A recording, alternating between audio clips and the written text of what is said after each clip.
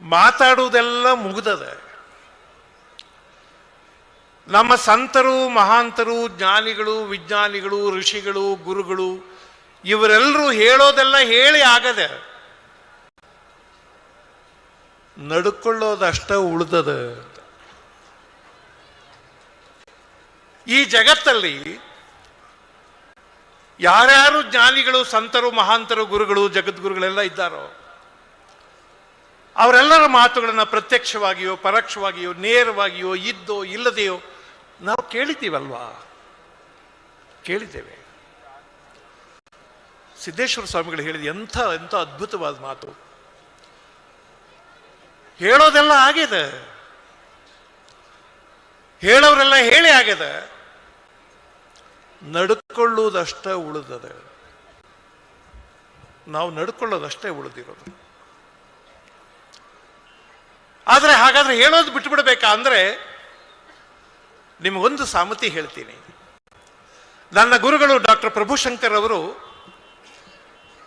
ಬೆರಗು ಅನ್ನುವಂಥ ಒಂದು ಅದ್ಭುತವಾದ ಪುಸ್ತಕ ಬರೆದಿದ್ದಾರೆ. ಪುಟ್ಟ ಪುಸ್ತಕ ಅದು. ವಿಶ್ವವಿಭೂತಿ ಬಸವಣ್ಣನನ್ನ ಅವರ ಸಮಕಾಲೀನರಾಗಿದ್ದಂಥ ಬೇರೆ ಬೇರೆಯ ಶರಣರು ಹೇಗೆ ನೋಡಿದ್ರು ಅನ್ನುವಂಥ ನೋಟ ಇದೆ ಅದರಲ್ಲಿ. ಅವರ ತಂದೆ ತಾಯಿಗಳು ಹೇಗೆ ನೋಡಿದ್ರು, ಅವರ ಅಭಿಪ್ರಾಯ ಏನು, ಬಿಜ್ಜಳನ ಅಭಿಪ್ರಾಯ ಏನು, ಸಕಲೇಶ್ವರ ಮಾಧರಸನ ಅಭಿಪ್ರಾಯ ಏನು, ಹರಳಯ್ಯನ ಅಭಿಪ್ರಾಯ ಏನು, ಚನ್ನಬಸವಣ್ಣನ ಅಭಿಪ್ರಾಯ ಏನು, ಸಿದ್ದರಾಮನ ಅಭಿಪ್ರಾಯ ಏನು, ಅಕ್ಕಮಹಾದೇವಿಯ ಅಭಿಪ್ರಾಯ ಏನು, ಅಲ್ಲಮ ಪ್ರಭುವಿನ ಅಭಿಪ್ರಾಯ ಏನು, ಹೀಗೆಲ್ಲ ಬರೆದಿದ್ದಾರೆ. ಕಡೆಯಲ್ಲಿ ಅಲ್ಲಮ ಪ್ರಭು ಬಸವಣ್ಣನವರ ಬಗ್ಗೆ ಏನು ಹೇಳ್ತಾರೆ ಅಂತ ಒಂದು ಅದ್ಭುತವಾದ ಚಿತ್ರ ಕೊಡ್ತಾರೆ. ಅಲ್ಲಮ ಪ್ರಭು ಹೇಳ್ತಾರೆ, ಬಸವಣ್ಣ ನನಗೆ ಹೆಂಗ್ ಅನ್ನಿಸ್ತದೆ ಅಂದರೆ, ನಾನು ಕನಸಿನಲ್ಲಿ ಒಂದು ಚಿತ್ರ ಕಂಡೆ. ಆ ಕನಸಿನಲ್ಲಿ ಏನಾಗ್ತಿತ್ತಂದ್ರೆ, ಒಂದು ತುಂಟ ಆನೆ, ಒಂದು ಉಡಾಳ ಆನೆ,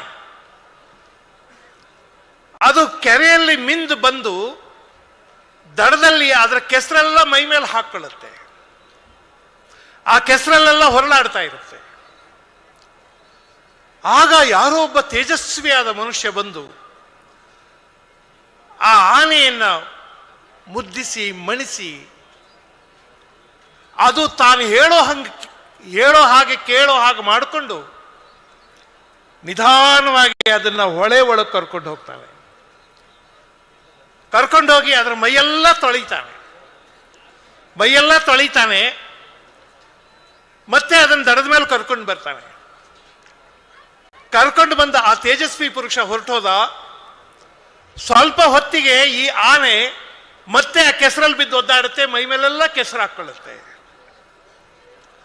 ಆಗ ಇನ್ನೊಬ್ಬ ವಿಭೂತಿ ಪುರುಷ ಬರ್ತಾನೆ, ಅದೇ ಆನೆಯ ಸೊಂಡಿಲಿಡಿದು ಕರ್ಕೊಂಡು ಹೋಗ್ತಾನೆ, ಮತ್ತೆ ತೊಳಿತಾನೆ. ಮತ್ತೆ ದಡದ ಮೇಲೆ ಬರುತ್ತೆ, ಮತ್ತೆ ಕೆಸರು ಹುಯ್ಕೊಳ್ಳುತ್ತೆ. ಮತ್ತೆ ಆ ವಿಭೂತಿ ಪುರುಷ ಬರ್ತಾನೆ, ಮತ್ತೆ ಹೊಳಗೆ ತಗೊಂಡೋಗಿ ತೊಳಿತಾನೆ.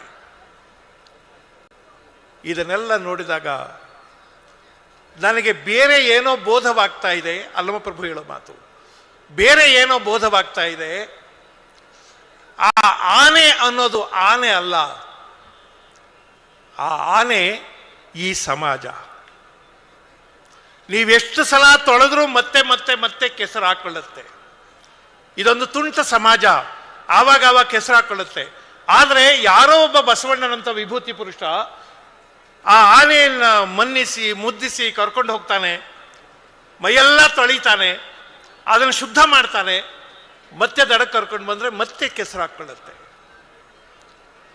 ಬಂಧುಗಳೇ, ಇದನ್ನೇ ನಾನು ಈ ತರಳಬಾಳು ಹುಣ್ಣಿಮೆಗೂ ಹೇಳಬೇಕು.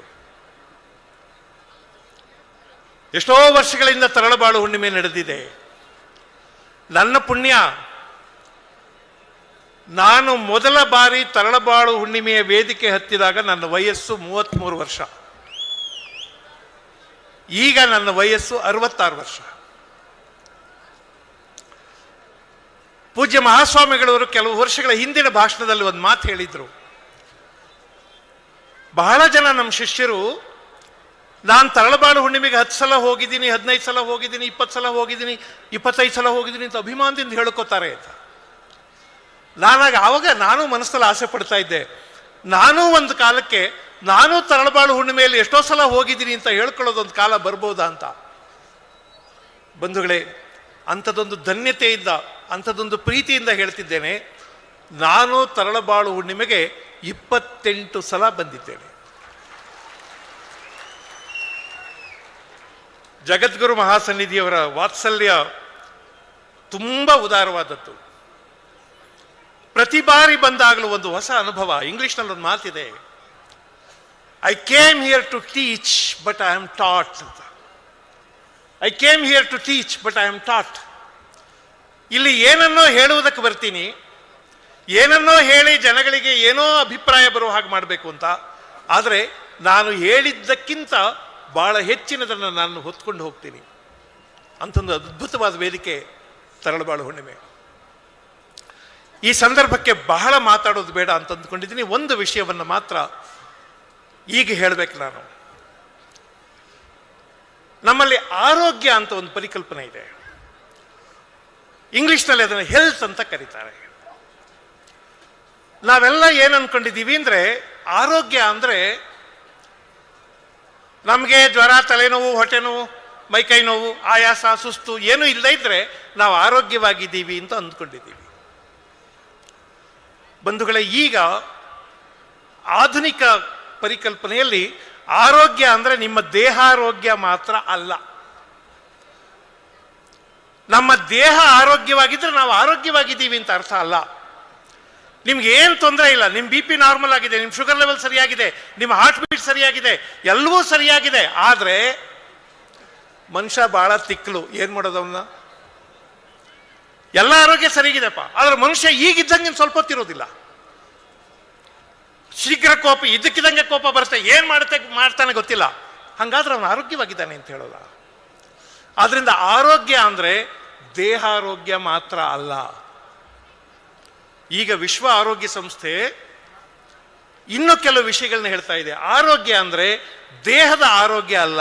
ಅವರೇ ಹೇಳೋದು, absence of illness is not health ಅಂತ. ರೋಗವಿಲ್ಲದ ಸ್ಥಿತಿಯನ್ನ ಆರೋಗ್ಯ ಅಂತ ಕರೆಯೋದಿಲ್ಲ. ಆರೋಗ್ಯ ಅಂದ್ರೆ ಅದಕ್ಕಿಂತ ಹೆಚ್ಚಿಂದು. ಏನಂದ್ರೆ, ಒಂದು ದೈಹಿಕ ಆರೋಗ್ಯ, ಅದು ಚೆನ್ನಾಗಿರ್ಬೇಕು. ದೈಹಿಕ ಆರೋಗ್ಯ ನಾವೇ ಚಂದ ಮಾಡ್ಕೋತೀವಿ, ಇಲ್ಲ ನಾವೇ ಹಾಳು ಮಾಡ್ಕೋತೀವಿ. ಅದನ್ನು ನಾವು ಚಂದ ಇಟ್ಕೋಬೇಕು. ಎರಡನೇದು ಮಾನಸಿಕ ಆರೋಗ್ಯ. ಹಂಗಂದ್ರೆ ನಿಮಗೂ ಅರ್ಥ ಆಗುತ್ತೆ, ನಮ್ಮ ಮನಸ್ಸು ಕೂಡ ಆರೋಗ್ಯವಾಗಿರಬೇಕು.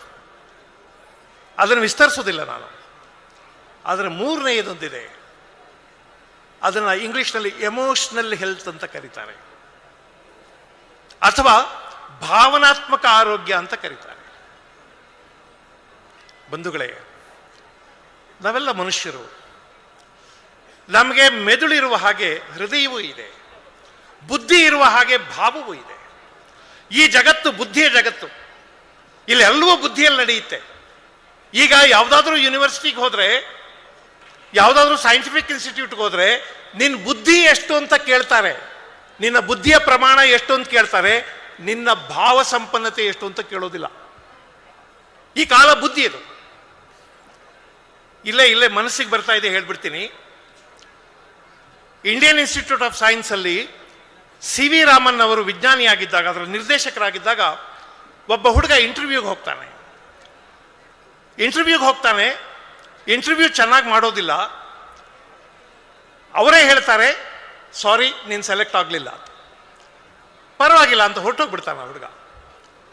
ಹೋದ್ಮೇಲೆ ಅವ್ರಿಗೆ ಆ ಕಾಲದಲ್ಲಿ ಪ್ರಯಾಣ ಭತ್ಯೆ ಕೊಡ್ತಿದ್ರು, TADA ಕೊಡ್ತಾ ಇದ್ರು. ಒಂದು ಕವರ್ನಲ್ಲಿ ಹಾಕಿ ಕೊಡ್ತಾರೆ. ಅವನಿಗೆಷ್ಟೋ ಒಂದು 50 ರೂಪಾಯಿ ಬರಬೇಕಾಗಿರುತ್ತೆ ಅಂತ ಇಟ್ಕೊಳ್ಳಿ. ತಪ್ಪು ಲೆಕ್ಕಾಚಾರ ಹಾಕಿ ಅವನು 100 ರೂಪಾಯಿ ಕೊಟ್ಬಿಟ್ಟಿರ್ತಾರೆ. ಹುಡುಗ ಹೊರಗೋಗ್ತಾನೆ, ನೋಡ್ತಾನೆ, ಅರೆ ನನಗೆ ಜಾಸ್ತಿ ದುಡ್ಡು ಕೊಟ್ಬಿಟ್ಟಿದ್ದಾರಲ್ಲ ಅಂತ ಹೇಳಿ ನಾಳೆ ಮತ್ತೆ ಬಂದು ನಿರ್ದೇಶಕರನ್ನು ಭೇಟಿ ಮಾಡ್ತಾನೆ, ಸರ್ CV ರಾಮನ್ ಅವರನ್ನು. CV ರಾಮನ್ ಕೇಳ್ತಾರೆ, ಅಲ್ಲಪ್ಪ ನೆನ್ನೆನೇ ಹೇಳಿದ್ದೀವಲ್ಲ, ನೀನು ಸೆಲೆಕ್ಷನ್ ಮಾಡೋಕ್ಕಾಗಿಲ್ಲ, ಬೇಜಾರು ಮಾಡ್ಕೋಬೇಡ, ಹೋಗು. ಅವನು ಹೇಳ್ತಾನೆ, ಸರ್ ನಾನು ಅದಕ್ಕಾಗಿ ಬರಲಿಲ್ಲ, ನಾನು ಬಂದಿದ್ದು ನಿಮ್ಮವರು ನನಗೆ ಸ್ವಲ್ಪ ಜಾಸ್ತಿ ಹಣ ಕೊಟ್ಟಿದ್ದಾರೆ, ಅದನ್ನು ಹಿಂದಿರುಗಿಸ್ಬಿಟ್ಟು ಹೋಗೋಕೆ ಬಂದೆ. CV ರಾಮನ್ ಹೇಳ್ತಾರೆ, ನಿನ್ನನ್ನು ಆಯ್ಕೆ ಮಾಡಿದ್ದೀನಿ, ನಿನ್ನನ್ನು ಆಯ್ಕೆ ಮಾಡಿದ್ದೀನಿ. ಅವನು ಹೇಳುತ್ತೆ, ಸ್ವಾಮಿ ನಾನು ಇಂಟರ್ವ್ಯೂ ಚೆನ್ನಾಗಿ ಮಾಡಿಲ್ಲ. ಅವ್ರು ಹೇಳೋದು ಒಂದು ಅದ್ಭುತವಾದ ಮಾತು, ಬುದ್ಧಿವಂತರಿಗೇನಯ್ಯ ದುಡ್ಡು ಕೊಟ್ಟರೆ ಸಿಗ್ತಾರೆ, ಜಾಸ್ತಿ ಬುದ್ಧಿವಂತರು ಬೇಕು ಅಂದರೆ ಜಾಸ್ತಿ ದುಡ್ಡು ಕೊಡ್ಬೇಕಷ್ಟೆ. ಬುದ್ಧಿವಂತರಿಗೇನಪ್ಪ ದುಡ್ಡು ಕೊಟ್ಟರೆ ಸಿಗ್ತಾರೆ, ಪ್ರಾಮಾಣಿಕರೆಲ್ಲಯ್ಯ ಸಿಗ್ತಾರೆ. ಪ್ರಾಮಾಣಿಕರೆಲ್ಲಿ ಸಿಗ್ತಾರೆ? ಪ್ರಾಮಾಣಿಕರು ದುಡ್ಡಿಗೆ ಸಿಗ್ತಾರ? ಭಾವನೆ ಇರೋರು, ಶುದ್ಧ ಭಾವನೆ ಇರೋರು, ಶುದ್ಧಾಂತಕರಣ ಇರೋರು, ಶ್ರದ್ಧೆ ಇರೋರು, ಅವ್ರು ದುಡ್ಡಿಗೆ ಸಿಗ್ತಾರ? ಬುದ್ಧಿವಂತರನ್ನು ಬೇಕಾದ್ರೆ ದುಡ್ಡಲ್ಲಿ ಕೊಂಡ್ಕೋಬಹುದು, ಭಾವನಾತ್ಮಕ ಶುದ್ಧಿ ಇರೋರನ್ನ ದುಡ್ಡಲ್ಲಿ ಕೊಂಡ್ಕೊಳ್ಳೋಕ್ಕಾಗೋದಿಲ್ಲ. ಆದ್ರಿಂದ ಇನ್ನು ಆಯ್ಕೆ ಮಾಡಿದ್ದೀನಿ ಅಂತಾರೆ. ಹಾಗೆ ಆಯ್ಕೆಯಾದವರು ಸುಬ್ರಹ್ಮಣ್ಯಂ ಚಂದ್ರಶೇಖರ್, ಆಮೇಲೆ ಅವರು ನೊಬೆಲ್ ಪ್ರಶಸ್ತಿ ಪಡ್ಕೋತಾರೆ. ಅದಿರಲಿ ಕತೆ. ನಮಗೆ ಈ ಭಾವನಾತ್ಮಕ ಆರೋಗ್ಯ ಇರಬೇಕು ಅಂತ ಹೇಳ್ತಾರೆ. ಭಾವನಾತ್ಮಕ ಆರೋಗ್ಯ ಅಂದರೆ ನಾವು ಎಲ್ಲೆಲ್ಲಿ ಬದುಕ್ತಿದ್ದೀವೋ, ಏನನ್ನು ನೋಡ್ತಿದ್ದೀವೋ ಅದೆಲ್ಲದರ ಬಗ್ಗೆ ಒಂದು ಆರೋಗ್ಯಕರವಾದ ಸಂಬಂಧ ಇಟ್ಟುಕೊಳ್ಳೋದು. ನಮ್ಮ ಅಪ್ಪ, ನಮ್ಮಮ್ಮ, ನಮ್ಮ ಮನೆ, ನಮ್ಮೂರು, ನಮ್ಮ ಮಠ, ನಮ್ಮ ಗುರುಗಳು, ನಮ್ಮ ಮಣ್ಣು, ನಮ್ಮ ನೆಲ, ನಮ್ಮ ಭರಮಸಾಗರ, ನಮ್ಮ ಚಿತ್ರದುರ್ಗ, ನಮ್ಮ ಕರ್ನಾಟಕ, ನಮ್ಮ ಭಾರತ ದೇಶ, ಇವೆಲ್ಲದರ ಬಗ್ಗೆ ಒಂದು ಭಾವನೆ ಇಲ್ಲದೆ ಇದ್ರೆ ಮನುಷ್ಯನಿಗೆ, ಅವನಿಗೆ ಭಾವನಾತ್ಮಕ ಆರೋಗ್ಯ ಇಲ್ಲ ಅಂತ. ನಾವೀಗ ಯಾವ ಕಾಲದಲ್ಲಿ ಇದ್ದೀವಿ ಅಂದರೆ, ಏನಾದರೂ ಮಾಡಿದ್ರೆ ಏನು ಸಿಗ್ತದೆ ಅಂತ ಯೋಚನೆ ಮಾಡ್ತೀವಿ. ನನಗೆ ಹಣ ಸಿಗ್ತದ ಅಂತ. ಆದರೆ ಏನೇನೂ ಇಲ್ಲದೆಯೂ ನಮ್ಮ ಮಣ್ಣಿನ ಬಗ್ಗೆ, ನಮ್ಮ ನೆಲದ ಬಗ್ಗೆ, ನಮ್ಮ ಮರ, ಗಿಡ, ಜರಿ, ತೊರೆ, ಗಿರಿ, ಪ್ರಾಣಿ, ಪಕ್ಷಿ, ಇದೆಲ್ಲದರ ಬಗ್ಗೆ ಒಂದು ಪ್ರೀತಿ ಇಟ್ಕೊಂಡಿರ್ತೀವಲ್ಲ, ಇದನ್ನು ಭಾವನಾತ್ಮಕ ಆರೋಗ್ಯ ಅಂತ ಕರೀತಾರೆ, ಎಮೋಷನಲ್ ಹೆಲ್ತ್ ಅಂತ ಕರೀತಾರೆ. ಇನ್ನೊಂದು ಆರೋಗ್ಯ ಇದೆ, ಇದನ್ನು ಕುರಿತು ತಾವೆಲ್ಲರೂ ಸ್ವಲ್ಪ ಗಾಢವಾಗಿ ಯೋಚನೆ ಮಾಡಬೇಕು. ಅದು ಸೊಸೈಟಲ್ ಹೆಲ್ತ್ ಅಂತಾರೆ, ಅಥವಾ ಸಾಮಾಜಿಕ ಆರೋಗ್ಯ ಅಂತ ಕರೀತಾರೆ. ಸಾಮಾಜಿಕ ಆರೋಗ್ಯ ಅಂದರೆ ಸಮಾಜದಲ್ಲೊಂದು ಆರೋಗ್ಯ ಇರಬೇಕು. ಇಲ್ಲಿರೋರೆಲ್ಲ ನಮ್ಮ ಸಮಾಜದ ಬಂಧುಗಳು. ನಮ್ಮ ಸಮಾಜ ಅಂದರೆ ನಮ್ಮ ಜಾತಿಯವರು, ನಮ್ಮ ಮತದವರು, ನಮ್ಮ ಧರ್ಮದವರು ಅಂತಲ್ಲ. ನಾವೆಲ್ಲ ವಾಸ ಮಾಡ್ತಿದ್ದೀವೋ ಅಲ್ಲೇ ವಾಸ ಮಾಡ್ತಿರೋ ಬಂಧುಗಳಿದ್ರು. ಅವರ ಬಗ್ಗೆ ನಮಗೆ ಒಂದು ಬಗೆಯ ಪ್ರೀತಿ ಇಲ್ವಾದ್ರೆ, ಅಟ್ಯಾಚ್ಮೆಂಟ್ ಇಲ್ವಾದ್ರೆ, ಅಲ್ಲೊಂದು ಸಾಮಾಜಿಕ ಜೀವನ ಚೆನ್ನಾಗಿಲ್ಲ ಅಂತ ಅರ್ಥ. ಅವ್ರ ಬಗ್ಗೆ ನಮಗೆ ನಂಬಿಕೆ ಇಲ್ಲ ಅಂದರೆ ನಮ್ಮ ಸಾಮಾಜಿಕ ಜೀವನ ಚೆನ್ನಾಗಿಲ್ಲ ಅಂತ ಅರ್ಥ. ನಾನು ಸುಮ್ಮನೆ ಉದಾಹರಣೆ ಹೇಳ್ತೀನಿ ಕೇಳಿ. ನೀವು ದಾರಿಯಲ್ಲಿ ಕಾರಲ್ಲಿ ಹೋಗ್ತಾ ಇರ್ತೀರಿ. ನಾನು ಎಷ್ಟೋ ದೇಶಗಳಲ್ಲಿ ನೋಡಿದ್ದೀನಿ, ದೊಡ್ಡ ರಸ್ತೆ, ಕಾರ್ಗಳೆಲ್ಲ ಬಂದು ನಿಂತ್ಕೋತಾವೆ ಸಿಗ್ನಲ್ ಲೈಟ್ ಹತ್ರ. ಒಬ್ಬನೇ ಮುದುಕ ಒಂದು ವಾಕಿಂಗ್ ಸ್ಟಿಕ್ ಇಟ್ಕೊಂಡು ನಿಧಾನಕ್ಕೆ ರಸ್ತೆ ದಾಟ್ತಾ ಇರ್ತಾನೆ. ಕಾರಲ್ಲಿರೋರು ಯಾರೂ ಕೆರಳೋದಿಲ್ಲ, ಕೂಗಾಡೋದಿಲ್ಲ, ಮಾತಾಡೋದಿಲ್ಲ. ಆ ಮುದುಕ ರಸ್ತೆ ದಾಟೋ ತನಕ ವ್ಯವಧಾನದಿಂದ, ತಾಳ್ಮೆಯಿಂದ, ಸಹನೆಯಿಂದ ನೋಡ್ತಾ ಇರ್ತಾರೆ. ಆತ ರಸ್ತೆ ದಾಟಿ ಹೋದ ಮೇಲೂ ಒಂದು 10 ಸೆಕೆಂಡ್ ಆದಮೇಲೆ ಇವ್ರ ಕಾಲುಗಳನ್ನು ಚಲಾಯಿಸ್ತಾರೆ. ನಮ್ಮ ದೇಶದಲ್ಲಿ ನೀವು ಯೋಚನೆ ಮಾಡಿ, ಇಲ್ಲಿ ಸ್ವಲ್ಪ ಟ್ರಾಫಿಕ್ ಜಾಮ್ ಆದರೆ ಯೋಚನೆ ಮಾಡಿ, ಕೂಗಾಡೋಕೆ ಶುರು ಮಾಡ್ತೀರಿ. ಯಾರಾದರೂ ಮುದುಕ ಮಧ್ಯದಲ್ಲಿ ಸಿಕ್ಕಿದ್ರೆ, ಇಲ್ಲಿಗೆ ಬರಬೇಕಾ, ಇಲ್ಲಿ ಸಾಯ್ಬೇಕಾ, ನೀನು ಮನೇಲಿ ಯಾರು ಹೇಳೋರು ಕೇಳೋರಿಲ್ವಾ, ನೀನು ಯಾಕೆ ಬರೋಕೆ ಹೋದೆ, ಬಯಕ್ಕೆ ಶುರು ಮಾಡ್ತೀವಲ್ವಾ. ಅರೆ, ನಾವು ಯೋಚನೆ ಮಾಡಬೇಕಾದದ್ದು, ಅವನು ನಮ್ಮ ಸಮಾಜದ ಮುದುಕ ಅಲ್ವಾ. ಅವನು ಹೊರಗಿನವನ, ಬೇರೆ ಗ್ರಹದಿಂದ ಬಂದವನ, ಬೇರೆ ದೇಶದಿಂದ ಬಂದವನ, ನಮ್ಮ ಸಮಾಜದ ಮುದುಕ ಅಲ್ವಾ ಅವನು, ಇದೇ ದೇಶದವನಲ್ವಾ. ನಾವ್ಯಾಕೆ ಅವನ ಮೇಲೆ ಸುಮ್ಮನೆ ಉರ್ಕೋತಾ ಇದ್ದೀವಿ? ಆಮೇಲೆ ನಮ್ಮ ಮನೇಲಿ ಮುದುಕರಿಲ್ವಾ, ಅಥವಾ ನಾವು ಮುದುಕರಾಗಲ್ವಾ? ನಾವ್ಯಾಕೆ ವ್ಯವಧಾನ ಕಳ್ಕೊತಿದ್ದೀವಿ? ನಮ್ಮ ಮಗು ಶಾಲೆಗೆ ಹೋಗಿದೆ, ಶಾಲೆಗೆ ಹೋದ ಮಗು ಬರೋದೊಂದು ಸ್ವಲ್ಪ ಲೇಟ್ ಆಗುತ್ತೆ ಅಂತ ಇಟ್ಕೊಳ್ಳಿ, ನಮಗೆ ಭಯ ಶುರುವಾಗ್ಬಿಡುತ್ತೆ. ಭಯ ಯಾಕೆ ಶುರುವಾಗುತ್ತೆ ಅಂದರೆ, ನಮ್ಮದೇ ಸಮಾಜದ ಮೇಲೆ ನಮಗೆ ನಂಬಿಕೆ ಇಲ್ಲ. ಏನು ಮಾಡಿಬಿಡ್ತಾರೋ ಏನು ಕತೆನೋ. ಇದು ನಮ್ಮ ಊರಲ್ಲೆಲ್ಲ ಭಾಳ ಪುಂಡ್ರು ಪೋಖ್ರಿಗಳಿದ್ದಾರೆ, ಚೆನ್ನಾಗಿಲ್ಲ, ಒಳ್ಳೆ ಜನ ಅಲ್ಲ, ಏನಾಗ್ಬಿಡುತ್ತೋ ಏನೋ ಅಂತ ಒದ್ದಾಡ್ತೀವಲ್ವ. ಅಂದರೆ ನಮ್ಮ ಸಮಾಜದ ಮೇಲೆ ನಮಗೆ ನಂಬಿಕೆ ಇಲ್ಲ. ಏನೇ ಆಗಲಿ, ಮಗು ಸ್ವಲ್ಪ ಲೇಟಾಗಿ ಬರುತ್ತೆ, ಯಾರೋ ಕರ್ಕೊಂಡು ಬಂದು ಬಿಡ್ತಾರೆ ಬಿಡ್ರಿ, ಯಾರೋ ನೋಡ್ಕೋತಾರೆ ಬಿಡ್ರಿ, ನಮ್ಮ ಮಗು ತಾನೆ, ಅವ್ರಿಗೂ ಮಗು ಅಲ್ವಾ, ನೋಡ್ಕೋತಾರೆ ಬಿಡ್ರಿ ಅಂತ ಅನ್ನೋದಿಲ್ಲ ಅಲ್ವಾ. ಯಾಕೆಂದರೆ ನಮ್ಮ ಸಮಾಜದ ಮೇಲೆ ನಂಬಿಕೆ ಇಲ್ಲ. ತುಂಬ ಚೆನ್ನಾಗಿ ಡ್ರೆಸ್ ಮಾಡ್ಕೊಂಡಿದ್ದೀರಿ, ಯಾರೋ ಹೆಣ್ಮಗು ಭಾಳ ಚೆನ್ನಾಗಿ ಡ್ರೆಸ್ ಮಾಡ್ಕೋತಾಳೆ, ಮನೆಯಲ್ಲಿ ದೊಡ್ಡವರು ಹೇಳೋದು, ಚೆನ್ನಾಗಿ ಡ್ರೆಸ್ ಮಾಡ್ಕೊಂಡಿದೀಯಾ, ಬೀದಿನಲ್ಲಿ ಒಬ್ಬಳೇ ಹೋಗಬೇಡ, ಪುಂಡ್ರು ಪೋಖ್ರಿಗಳಿರ್ತಾರೆ. ಒಂದು. ಎರಡನೇದು, ಜನರ ಕಣ್ಣು ಒಳ್ಳೇದಲ್ಲ. ಒಂದು ಪುಂಡ್ರು ಪೋಖ್ರಿಗಳಿರ್ತಾರೆ, ಇನ್ನೊಂದು ಜನಗಳ ಕಣ್ಣು ಒಳ್ಳೇದಲ್ಲ. ಅರೆ ಅವ್ರು ನಮ್ಮ ಸಮಾಜದ ಜನ ಅಲ್ವಾ? ನಮ್ಮದೇ ಸಮಾಜದ ಜನಗಳ ಕಣ್ಣು ಒಳ್ಳೇದಲ್ಲ, ಯಾಕಂದ್ರೆ ನಾವು ಬದುಕಿದ್ರೆ ಅವ್ರಿಗೆ ಇಷ್ಟ ಆಗಲ್ಲ ಅಂತ ನಾವು ಯೋಚನೆ ಮಾಡ್ತಿದ್ದೀವಿ. ನಮ್ಮ ಸಾಧನೆ ಬೇರೆಯವ್ರಿಗೆ ಇಷ್ಟ ಆಗಲ್ಲ, ನಮ್ಮ ಕಾಲೆಳೆಯೋಕ್ಕಿದ್ದಾರೆ ಅವರು ಅಂತ ಯೋಚನೆ ಮಾಡ್ತೀವಿ. ಹಾಗಾದ್ರೆ ನಮ್ಮ ಸಮಾಜದ ಮೇಲೆ ನಂಬಿಕೆ ಇಲ್ಲ ಅಂತ ಆಯ್ತು. ಅಂದ್ರೆ ನಮ್ಮ ಸಮಾಜದಲ್ಲೇ ಬದುಕ್ತಾ ನಮ್ಮ ಸುತ್ತಮುತ್ತಲಿನವ್ರ ಬಗ್ಗೆ ನಮಗೆ ಅಸಮಾಧಾನ ಇದೆ ಅಂದರೆ ನಮ್ಮಲ್ಲಿ ಸಾಮಾಜಿಕ ಆರೋಗ್ಯ ಇಲ್ಲ.